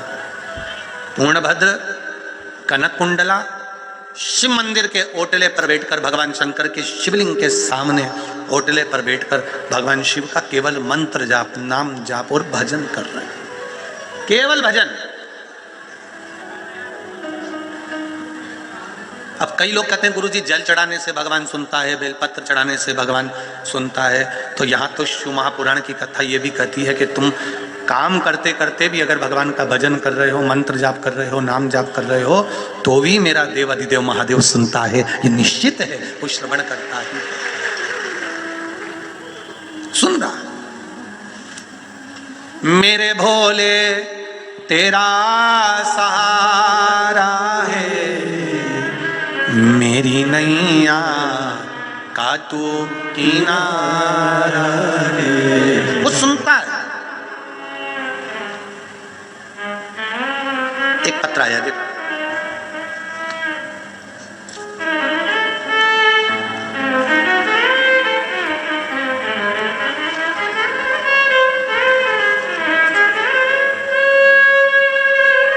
स्वाति जायसवाल, पति, मेरा नाम स्वाति जायसवाल है, मेरे पति का नाम आनंद जायसवाल है। हम भाटापारा जिला बालोदा बाजार के निवासी हैं। कहीं बैठी हो तो हाथ हिलाइएगा। आप ही हैं? श्री शिवाय नमस्तुभ्यम, दोनों हाथ हिला दो एक बार। हर हर महादेव। मेरा नाम स्वाति जायसवाल है, पति आनंद जायसवाल, हम भाटापारा जिला बालोदा बाजार के निवासी हैं। गुरुदेव जी, अपने बाबा के गुणों का क्या बखान करूं गुरुदेव। आप हमेशा नवयुवक बच्चों को एक बेलपत्र में शहद लगाकर उसे महादेव को चिपकाकर एग्जाम देने का कहते हो, और लोग उसकी खिल्ली उड़ाते हैं, लोग उसकी हंसी उड़ाते हैं। क्या ऐसा हो सकता है? तो मैंने भी सोचा कि एक बार मैं भी तो करके देखूं। सीवर वाला महाराज कहते तो हैं टीवी पर, अपने को करके देखने में क्या जा रहा है। मैंने भी एक बेलपत्र ले ली, शहद लगाया, बाबा से एक एग्जाम की मैं बहुत समय से तैयारी कर रही थी पर उसमें निकल नहीं पा रही थी। बाबा, मैंने भी वो शहद लगाकर अब की बार एग्जाम दिया और बाबा की कृपा से 43 वर्ष की उम्र है और बाबा ने मुझे जिस चीज के लिए मैंने एग्जाम दिया था, मेरी सरकारी नौकरी 43 वर्ष की आयु में बाबा ने लगा दी। 43 वर्ष की आयु में सरकारी नौकरी लगना बड़ा मुश्किल होता है गुरुदेव। सब आश्चर्य में है कि ये हो ही नहीं सकता, पर मेरे बाबा ने एक बेलपत्री पर शहद लगाने को लोग ठिठोली करते हैं, हंसते हैं, पर विश्वास रखकर अगर कोई बाबा को चढ़ाता है तो जैसे मेरी नौकरी लगी उसकी भी लग ही जाती है। बेटो बहन, श्री शिवाय नमस्तुभ्यम। ये शिव तत्व है। ओ घड़ी शंकर। एक पत्र और है, देखो।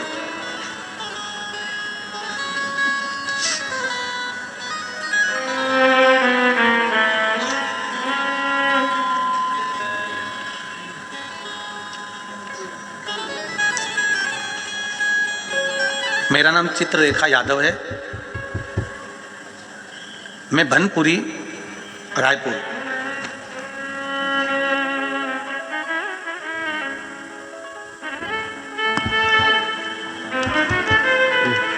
बनपुरी रायपुर छत्तीसगढ़ से आई हूँ। कहीं बैठी हो तो हाथ हिलाइएगा। कहीं पर बैठी हो। चित्रलेखा यादव दिख गई क्या? कहाँ बेटा, 6 साइड है क्या? हाँ, दोनों हाथ हिला देना बेटी। मेरा नाम चित्रलेखा यादव है, मैं भानपुरी रायपुर छत्तीसगढ़ से आई हूँ। गुरुदेव क्या बखान करूँ भोलेनाथ का। कुछ दिनों से मेरे गले में तकलीफ होने लगी थी, तो मैंने हॉस्पिटल में चेक करवाया, तो डॉक्टरों ने बताया कि आपके गले में गठान हो गई है, उसका ऑपरेशन करना पड़ेगा और वो गठान जांच के लिए जाएगी। मैंने दूसरे हॉस्पिटल में चेक करवाया, तो उन्होंने भी मुझे गठान बता दी। मैंने डॉक्टर साहब से कहा मुझे 15 दिन का समय दीजिए, 15 दिन की आप दवाई मुझे दे दीजिए। डॉक्टर ने 15 दिन की दवाई दे दी। एक हॉस्पिटल में नहीं गुरुदेव, 4 हॉस्पिटल में चेक करवाया, 15 दिन की मुझे दवाई दी गई। मैंने वो दवाई ले ली उनसे, मैंने कहा ऑपरेशन मैं बाद में कराऊंगी, और दवाई लेकर मैं घर आ गई। वो दवाई मैंने भोलेनाथ जी को चढ़ाकर कुंदकेश्वर महादेव के नाम से खाना चालू करा। शिव जी के मंदिर नहीं जाती थी, शिव के मंदिर जाना चालू करा। आप कहते हो गुरुजी दुख आता है तब मंदिर याद आता है, पर बाबा हमको जब बुलाता है तभी तो हम जा पाते हैं। शिव के मंदिर जाना चालू करा, बेलपत्र चढ़ाई, जल चढ़ाया, जल वहीं पर पी लेती थी, बेलपत्र लेकर घर पर आ जाती थी और उसको औषधि समझकर खाती थी। गुरुदेव 15 दिन फिर मैंने वापस चेक करवाने के लिए गए, क्योंकि डॉक्टर ने कहा था कि 15 दिन बाद ऑपरेशन करना ही पड़ेगा। मैं वापस ऑपरेशन के हिसाब से तैयारी कर वापिस डॉक्टर के पास गई और अपने परिवार वालों के साथ में गई। डॉक्टर ने जब जांच करना प्रारंभ करा तो सारी रिपोर्ट नॉर्मल आई, गठान गायब हो चुकी थी, गठान नहीं थी। शिव कृपा इसको कहते। बैठो बहन, श्री शिवाय नमस्तुभ्यं। शिव तत्व इसको कहते, भगवान शंकर का गुणगान इसको कहते।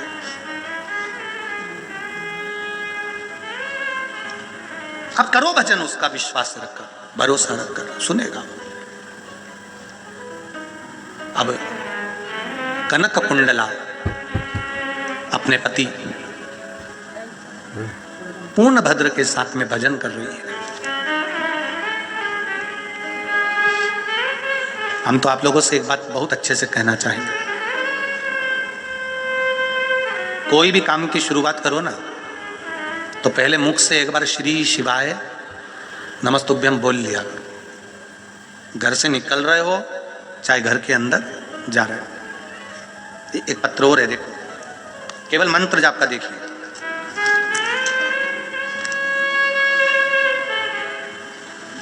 पहले फोटो देख लो।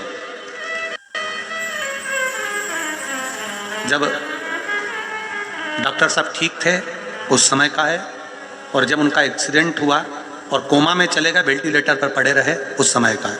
आप 2 फोटो हैं उन्हें लगाए हैं, एक जब ठीक थे उस समय का, एक जब वेंटिलेटर पर कोमा में पड़े हुए हैं उस समय का, जो शरीर काम नहीं कर रहा। 2 फोटो लगाए गए, एक जब वो ठीक थे उस समय का, और एक जब वो कोमा में चले गए, वेंटिलेटर पर पड़े रहे, उस समय का। मेरा नाम उषा वर्मा, मैं दुर्ग के रहने वाली हूँ गुरुजी। कहीं उषा वर्मा जी बैठी हो तो हाथ हिला दीजिएगा। उषा वर्मा, दोनों हाथ हिला दे। श्री शिवाय नमस्तुभ्यं। मेरा नाम उषा वर्मा, मैं दुर्ग की रहने वाली हूँ। मेरे भोलेनाथ ने मेरे शंभू की महिमा का क्या बखान करूँ। मेरे भाई डॉक्टर लेखराज वर्मा का सड़क दुर्घटना में एक्सीडेंट हो गया। एक्सीडेंट कार ने मेरे भाई को ऐसा पटका कि कोमा में ले जाकर डाल दिया। 17 दिन मेरा भाई कोमा में पड़ा रहा, न शरीर हिलता था, न काम करता था, वेंटिलेटर पर पड़ा हुआ था। तब उस समय पर आपकी कथा का स्मरण भी नहीं हुआ था हमको, हम कथा नहीं सुनते थे उस समय। तब किसी ने कथा के बारे में बताया और पशुपति व्रत के बारे में कोई देखने आया तो उसने बताया। तब मेरे भाई की पत्नी ने पशुपति व्रत करना प्रारंभ किया। गुरुदेव डॉक्टर तो बोले थे कि कोई गारंटी नहीं है, कोमा से ये उठेगा, जीवित उठेगा, इसकी कोई गारंटी नहीं है। पर वेंटिलेटर पे से कोमा पे से मेरी भाभी ने पहला पशुपति व्रत करा, और पहला व्रत सोमवार का दिन था, जिस दिन कर भाभी जल लेकर और बेलपत्र लेकर आई और हॉस्पिटल में दे दिया। जल उसके मुख पर डॉक्टर से पूछकर लगा दिया, और बाबा की कृपा से उसी दिन से मेरे भाई को थोड़ी चेतना आना प्रारंभ हो गई और मेरा भाई शरीर हिलाने लगा। तब धीरे धीरे मेरा भाई ठीक होना प्रारंभ हो गया, और आज मेरा भाई पूर्ण तरह से ठीक है। अब आराम है। श्री शिवाय नमस्तुभ्यं। बैठिए। हर हर महादेव। 2 फोटो लगाए गए, एक ठीक थे तब और एक वेंटिलेटर पर पड़े हैं कोमा में तब। शिव तत्व है, शंकर हो घड़ी।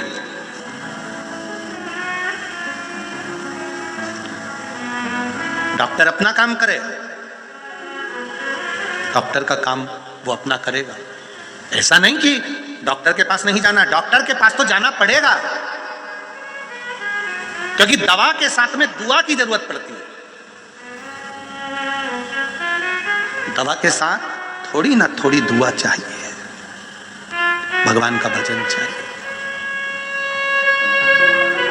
इस व्यासपीठ ने कभी यह नहीं कहा कि आप डॉक्टर को मत दिखाओ, दिखाओ, डॉक्टर की जांच भी कराओ, दवाइयां भी ले, पर वो दवाई लेकर भगवान से कहकर उसको औषधि के रूप में खाना प्रारंभ करो। दवाई खाओ पर भगवान से कहकर, भगवान इसको अमृत कर देना, तेरी कृपा।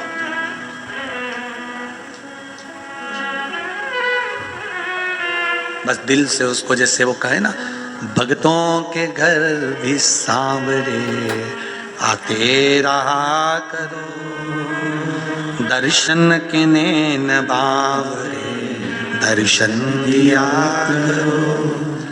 कहते हैं प्रेम से प्रभु छिलके भी खा गए, कहते हैं प्रेम से प्रभु छिलके भी खा गए, शबरी के झूठे भेद भी खाते रहा करो, दर्शन के नैन बावरे दर्शन दिया करो। डॉक्टर को दिखाओ, जांचें कराओ, उसके साथ में भगवान शिव की भक्ति करो, भजन करो। कनक कुंडला ने अपने पति से कहा, संतान का सुख नहीं, 16 वर्ष निकल गए हैं, पूजन भजन कीर्तन चालू करा, शिव की स्तुति करना प्रारंभ करी। एकांतेश्वर महादेव जो एकांत में बैठा हुआ है वो एकांतेश्वर कहलाता है, वो एकांतेश्वर।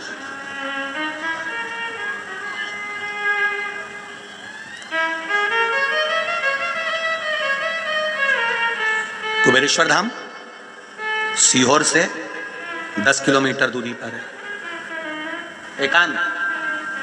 अब तो वहां पर बहुत सारे लोगों ने चाय की दुकान, कहीं काय की दुकान, कहीं काय की दुकान लगा ली है, नहीं तो वहां कुछ नहीं था, एकदम बाबा और बाबा के साथी। आज भी वहां बाबा के साथी बहुत है, आज भी है, बाबा के साथ में घूमते रहते हैं, भूमि उनकी है, कंकर शंकर है, भ्रमण करते ही रहते हैं। अब एकांत वहां पर वृंदावन जाओगे तो वहां बहुत सारे मंदिरों का दर्शन हो जाएगा। बोलो रीजी जी, सही है गलत है? काशी जाओगे तो वहां बहुत सारे मंदिरों का दर्शन हो जाएगा, हरिद्वार, प्रयागराज, उज्जैन, ओमकारेश्वर, बहुत सारे मंदिरों का दर्शन हो जाएगा।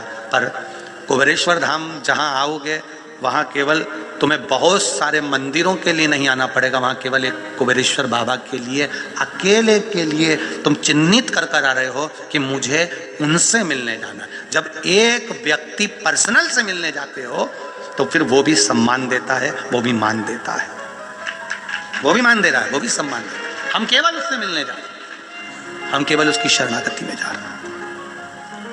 अब भगवान शिव ने कृपा कर दी, कनक कुंडला को भगवान भोलेनाथ ने बेलपत्री के वृक्ष के नीचे जो बेलपत्री पड़ी थी, उसी बेलपत्री का पीछे का ढूंढ, पीछे का जो भाग होता है, भगवान शिव ने वो बेलपत्र का भाग कनक कुंडला की गोद में दे दिया।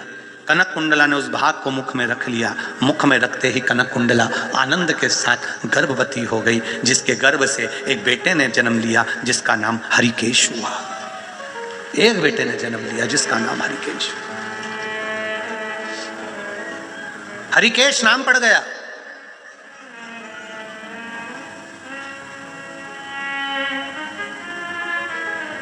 जो शिव तत्व को जानता था, केवल गर्भ में भी माता पिता के संस्कारों से पला हुआ है, पोषित हुआ है। ये गर्भ का जो ज्ञान होता है ना, बड़ा विचित्र ज्ञान है साहब, होना चाहिए, बहुत जरूरी है गर्भ का ज्ञान बच्चों में, नहीं तो आज के जमाने के बच्चे बहुत विचित्र। एक छोटा सा बच्चा अपनी दादी की गोद में बैठ गया और दादी से बोला, ओ दादी, ओ दादी, दादी, ओ दादी। दादी बोली, क्या है? एक बार तू टे बोल ना, टे। दादी बोली ये टे क्या होता है? नहीं बस तू ऐसा बोल दे टे, बस तू ऐसा बोल दे। दादी बोली मैं नहीं बोलूंगी टे। पहले बता कि तू मुझसे टे क्यों बुलवा रहा है? दादी प्लीज तू एक बार टे तो बोल, बस ऐसा बोल दे टे। दादी बोली नहीं बोलूंगी, मैं नहीं बोलूंगी। पहले बता मुझसे टे क्यों बुलवा रहा है? दादी तू पहले टे बोल। दादी बोले नहीं बोलूंगी। दादी ने 5 रुपए निकाल के छोरा के हाथ में दिए और पूछा कि बता तू मुझसे टे क्यों बुलवा रहा है? दादी रात को मम्मी पापा पलंग पे बैठ के बात कर रहे थे, जब बुढ़िया टे बोल जाएगी तो सारी जायदाद अपनी हो जाएगी, सारी जायदाद। तुम देखना रे कोकड़ी वालों, टे मत बोलना, बोलना ही मत ही तुम तो किसी हालत में। कोई कितना ही बुलाए तो नहीं बोला। अब बच्चों के मन में तो पाप रहता ही नहीं, बच्चे तो बच्चे अलमस्त होते, वो तो उनके मन में पाप का कोई काम नहीं होता।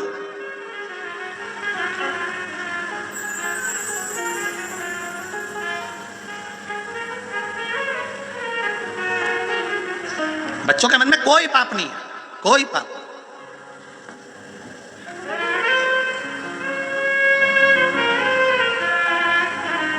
अब हरिकेश शिव जी की भक्ति में रमा हुआ, भगवान शंकर का गुणगान करता हुआ बड़ा हो गया, 4 वर्ष की आयु हो गई। भगवान के मंदिर का आनंद करता, सारी जगह जगह की मिट्टी उठा लाता, धूल उठा लाता, उसको पानी में घोल के उसका शिवलिंग बना लेता। आपके भी घर के छोटे छोटे बच्चे कभी कभी ऐसा करते हैं। फिर उनको माँ चिल्लाती है, दादी चिल्लाती है, हाथ फट जाएंगे, क्यों मिट्टी में कर रहा है, पूरा घर बेकार करके रख दिया। बच्चे जब मिट्टी उठाकर लाएं, धूल उठा के लाएं, पानी में घोलें, शिवलिंग बनाएं, तो तुम्हें प्रसन्न होना चाहिए कि तुम्हारे संस्कार ठीक है, तुम्हारे संस्कार श्रेष्ठ हैं। नहीं तो आज के जमाने के बच्चे, इनको ठेले पर लेके जाओ खिलौने के, यहाँ पे भी खिलौने की दुकान लगी होंगी, अपने अपने बच्चों को लेके जाना। उस खिलौने की दुकान पर गाड़ी भी है, घोड़ा भी है, लाइट वाला खिलौना भी है, उसमें बंदूक भी रखी है, उसमें सामान भी रखा है, झुंझुना भी रखा है, फिरकी भी रखी है, हेलीकॉप्टर भी रखा है, हवाई जहाज भी रखा है। उस खिलौने की दुकान पर सब कुछ रखा है। सारा खिलौना फैला दो और तुम्हारे घर के बच्चों को कह दो बता तुझे क्या चाहिए। आज के बच्चे सबसे पहले बंदूक ही उठाते हैं, खिलौना नहीं उठाएंगे। वो फिरकी नहीं चाहिए उनको, झुंझुना नहीं चाहिए उनको, वो बंदूक उठाएंगे। क्यों? क्योंकि गर्भ में था तब माँ ने जितने सीरियल देखे, जितने नाटक देखे, जितनी फिल्म देखी, उसमें वो बंदूक की बंदूक दिखाई गई है। तो बच्चों को भी वही पसंद आती है। छोटे से छोटे बच्चों को भी बंदूक दिखा दो। होली के समय की पिचकारी लेने जाओ और ऐसी कहीं की भटा की पिचकारी ले आओ, कोई पिचकारी ले, बच्चे लेंगे नहीं। बच्चों को बंदूक वाली पिचकारी चाहिए, बंदूक वाली।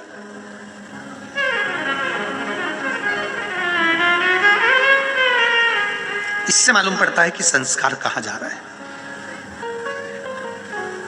संस्कार जा कहां रहे हैं। उससे मालूम पड़ता है कितनी जोरदार पैंट थी, जीन्स थी, बढ़िया थी, अच्छी जोरदार, अब किसी की बेचारे की बैठने में यहां से फट गई। दूसरे ने देखी, उसने कहा तेरी पैंट यहां से फट गई है, वो तो डिजाइन है, डिजाइन। तो दूसरा आया तो उसने और 2-4 जगह से फाड़ ली है, ये डिजाइन है।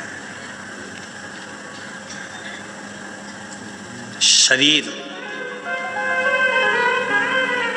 मर्यादा के अंतर्गत वस्त्र से ढका हुआ रहे तो समझ लेना। फिर एक बात कहेंगे, तन पर कितने भी कीमती हार पहन लो, लाखों रुपए का सोना पहन लो, करोड़ों रुपए के हीरे पहन लो, पर इस शरीर की शोभा सोने से नहीं है जितनी मर्यादा से है। इस शरीर की शोभा सोने से नहीं है। आप कितने भी सोने की रकम पहन लो, कितना भी हार पहन लो, कितना भी आभूषण पहन लो, इस शरीर की शोभा तुम्हारी मर्यादा और तुम्हारे पहनावे से है।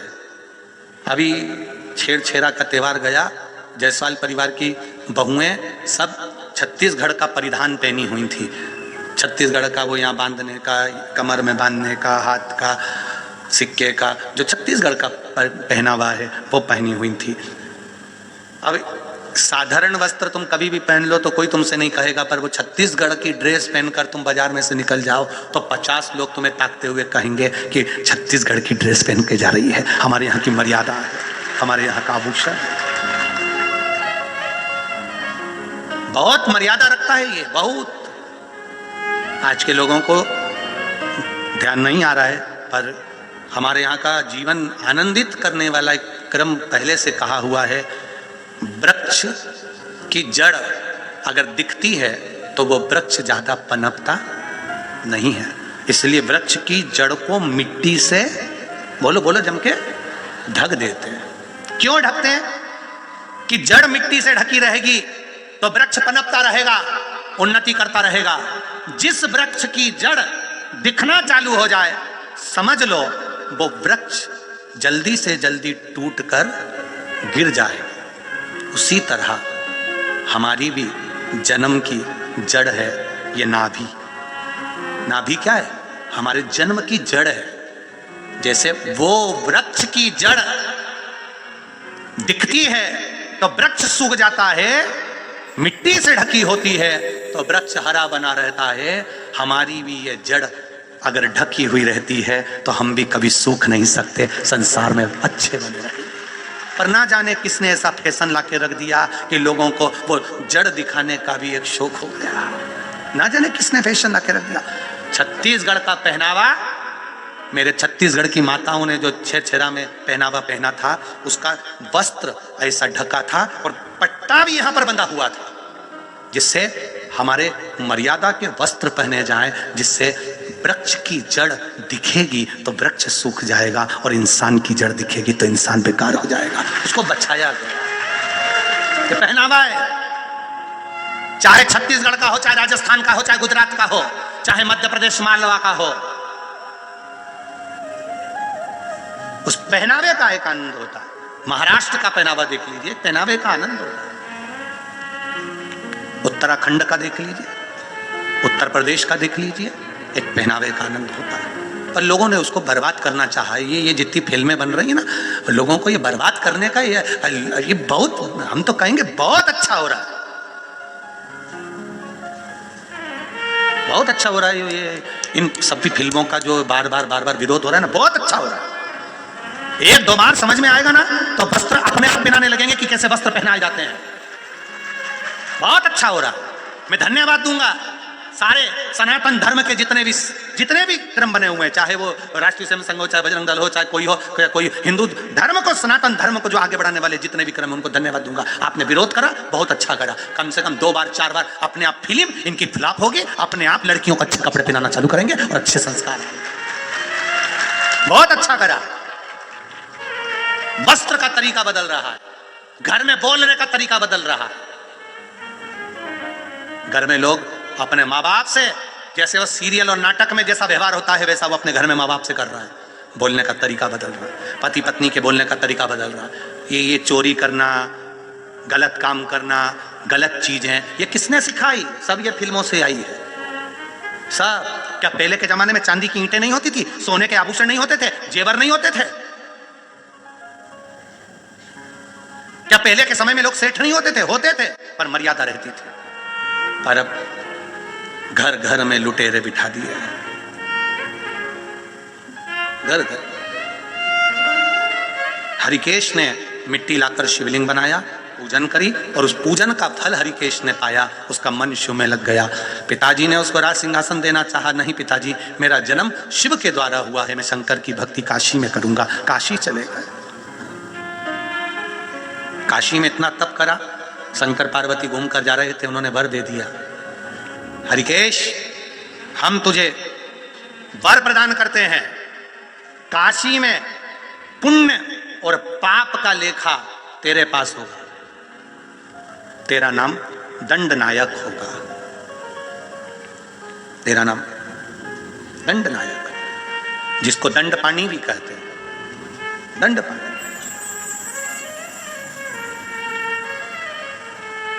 तू पुण्य और पाप का फल देने वाला होगा। हरिकेश सुनकर आनंदित हो गए। जब हरिकेश के पिता पूर्णभद्र को मालूम पड़ा कि मेरे बेटे को शिव ने दर्शन देकर वर दिया, बड़े प्रसन्न हो गए, बड़े प्रसन्न। आपके घर के बच्चे मंदिर जाएं, आपके घर के बच्चे कथा में जाएं, आपके घर के बच्चे सत्संग में जाएं, आपके घर के बच्चे सुंदरकांड में जाएं, आपके घर के बच्चे रामायण में जाएं, आपके घर के बच्चे श्रेष्ठ जगह पर जाएं, तो प्रसन्न होना, ताने मत देना। कई कई लोगों की आदत होती है, तू तो बाबा ही बन जा, तू तो साधु ही बन जा, तू तो घर से चले ही जा, तू तो गंगा जी पे जाके बैठ जा। कई कई लोगों को यही पसंद आता है कि वो गलत काम करके आए तो हमें हमारी औलाद। प्रसन्नता ये होना चाहिए कि सत्संग में लगाए, कथा में लगाए, कीर्तन में लगाए, भजन में लगाए, प्रसन्नता ये होनी चाहिए।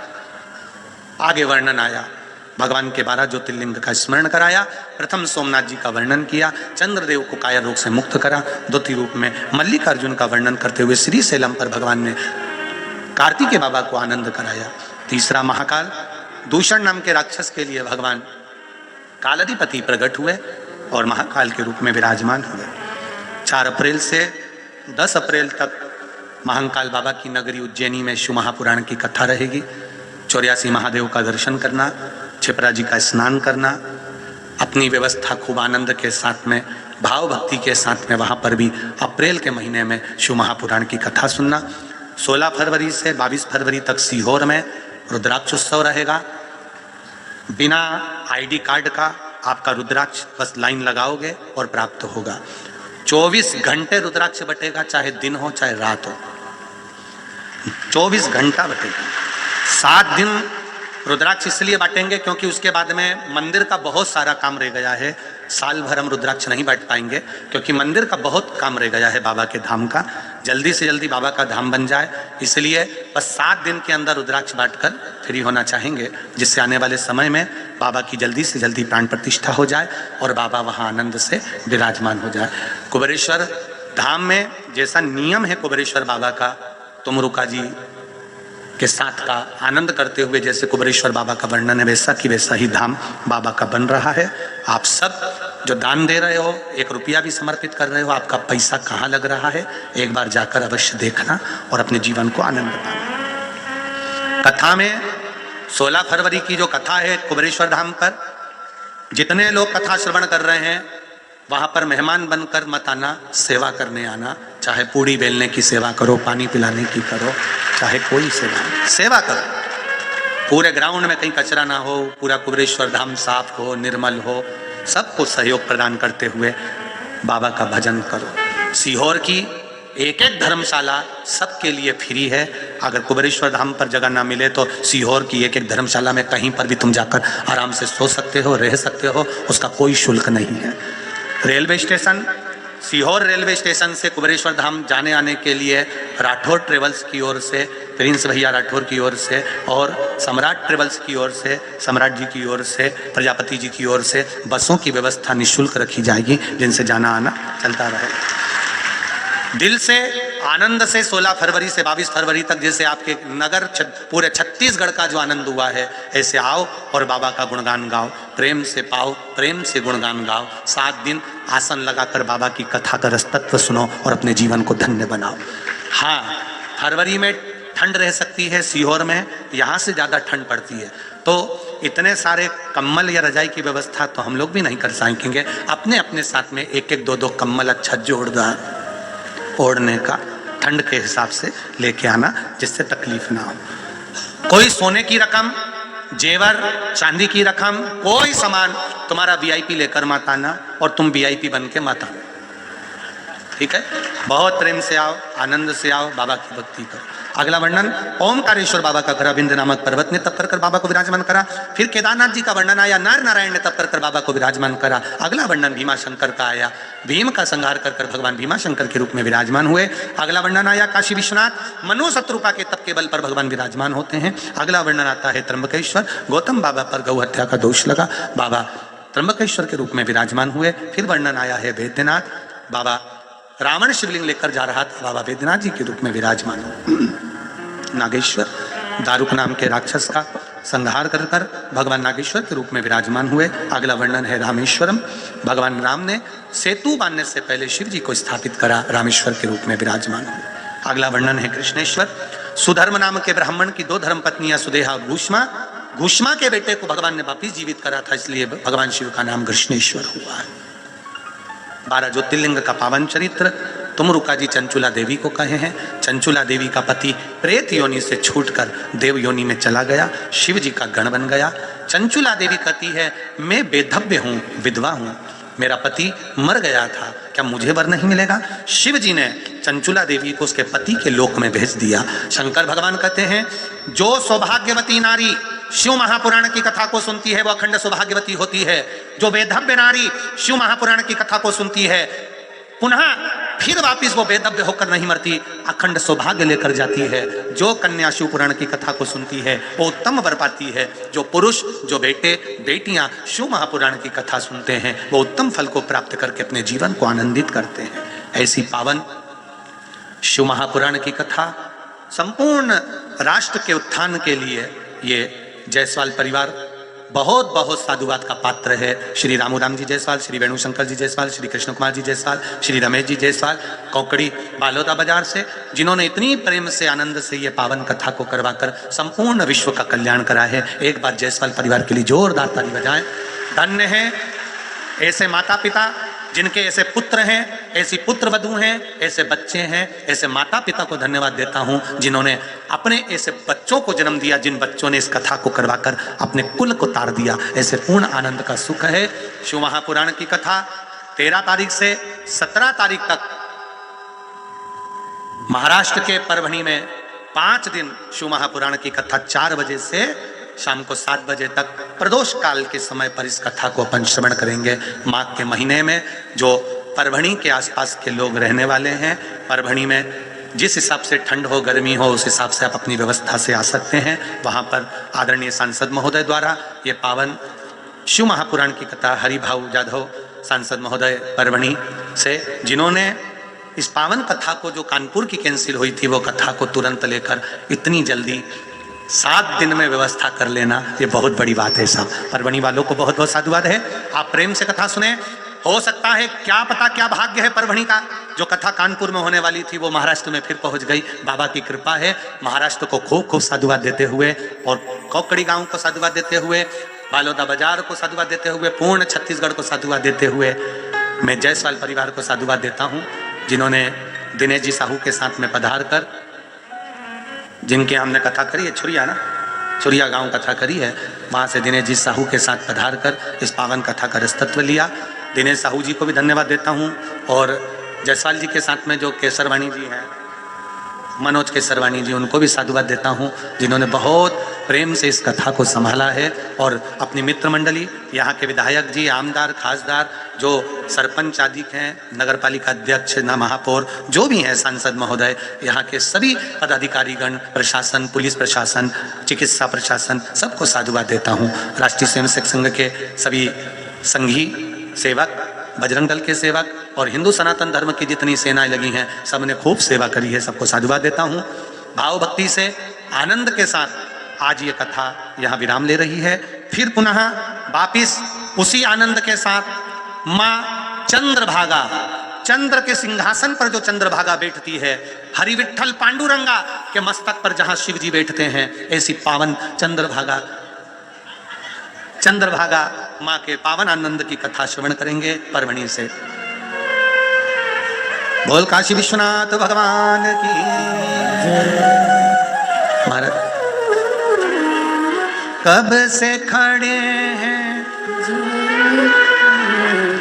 क्यों ना सुने तू मेरी पुकार, तेरा ही सहारा है मेरे भोले बाबा, मुझे तेरा ही सहारा है मेरे भोले बाबा, मैंने तुम्हें ही पुकारा है मेरे भोले बाबा। कब से खड़े हैं जोनी पसार, क्यों न सुने तू मेरी पुकार, कब से खड़े हैं जोनी पसार, क्यों न सुने तू मेरी पुकार, मुझे तेरा ही सहारा है मेरे भोले बाबा, मुझे तेरा ही सहारा है मेरे भोले बाबा, मैंने तुम्हें ही पुकारा है मेरे भोले बाबा, मैंने तुम्हें ही की पुकारा है मेरे भोले। हर हर महादेव हर। आप सबका जीवन स्वस्थ हो, मस्त हो और शिव भक्ति में सदा रमे रहो। हर हर। जय जय श्री राधे। सभी भक्तों को हर हर महादेव, साधा जैसे कि शाह, श्री शिवाय नमस्तुभ्यम। व्यासपीठ को नमन करते हुए हम सबके प्रिय, हम सबके लाडले ठाकुर कल्लू जी महाराज के चरणों में नमन करते हुए, परम सत्य परम आदरणीय विश्वविख्यात पूज्य गुरुदेव के पावन चरणों को नमन करते हुए और आप सभी शिव भक्तों के चरणों में नमन करते हुए सुंदर विराम दिवस की कथा, 7वें दिवस की कथा हम सभी ने श्रवण करी। 13 जनवरी से 17 जनवरी तक सुंदर परभणी में हम सभी कथा अमृत का लाभ लेंगे।